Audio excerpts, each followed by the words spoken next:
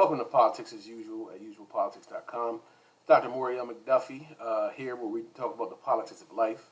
Today I want to talk about anger issues. What do I do if my child has anger issues? And while I'm going to be talking primarily about children, I want y'all to realize that this also can apply to adults in a lot of ways. So, anger, first of all, is a secondary emotion. What does that mean? It means that when somebody has an anger outburst, a kid throws a chair, a kid gets in a fight, a kid curses somebody out, they've already had another emotion that already occurred that led to anger. See, what happens is when people have different emotions, when they feel frustrated, when they feel embarrassed, when they feel ashamed, when they feel sad, people channel it differently. Some people take those emotions and they bottle them up. They're inside. So they go home and they might look like they're just having an average day, but inside is where the turmoil happens. Inside is where they're frustrated and angry. That's why sometimes you look at people and you see like mass shootings and things of that nature, and people go, well, he always seemed okay. He seemed like a normal guy. It's because you don't always know what's going on inside the person. See, they're internalizers. They internalize everything.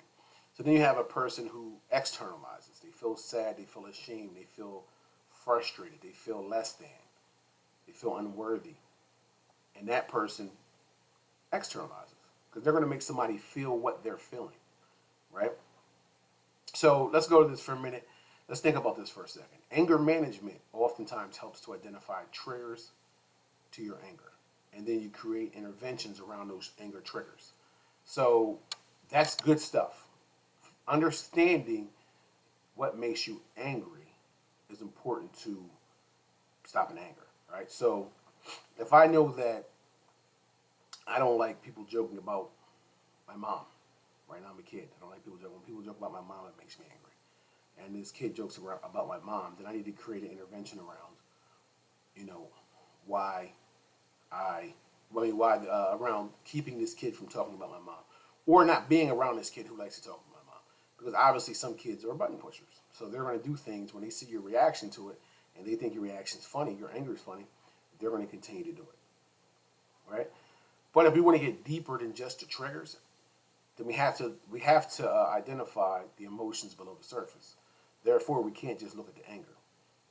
And it's interesting. I've seen this field. I've seen people who just treat, you meet about a kid and they're just worried more about what they see on the behavioral side right in front of their face, and that's what they're trying to treat. So they're treating the kid that threw the chair, and they're treating the symptoms. They're looking at, oh, well, this kid threw a chair. That's a problem. Get him out. Get him out of here or whatever, and that's fine. Sometimes that's part of it as well. But if you're really going to help the kid, you got to get beneath the surface.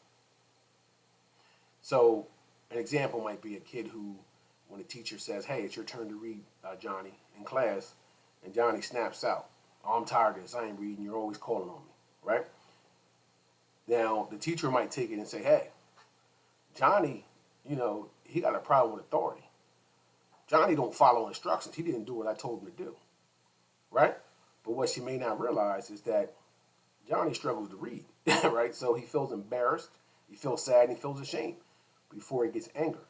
And what that does is the anger that he shows, it basically stops him from having to read. So now he doesn't feel embarrassed, sad, or ashamed because he didn't read, if that makes sense. Right? So let's say if there's a child that feels unaccepted. Maybe they're neglected at home. Maybe they don't have any friends, and they're in class, and they're or they're on the street, and they're angry all the time. They see anger. They have multiple anger outbursts for different things. Maybe somebody talks about their clothes and there's an anger outburst. You have to get beneath the surface, right? Maybe they feel ashamed. Maybe they feel sad. Maybe they feel embarrassed. Maybe they feel unloved because they're not accepted. So that particular class in a school setting, either they feel accepted and then they feel better, or you have to change their thoughts about feeling unaccepted, right? So maybe one way you do that is they see a counselor, and a counselor processes with them why they feel unaccepted, And maybe they turn it into a challenge for that child. Maybe the child, instead of thinking about feeling unaccepted, he goes to outdo the teacher to prove the teacher wrong that he can't pass the class, or to prove somebody else wrong who he feels unaccepted by. Maybe the child changes their thoughts and says, oh, well, I'm accepted by this person. I don't need to be accepted by that person. So when you're looking at anger, there's a lot of things that go into it, and different people can look at it differently.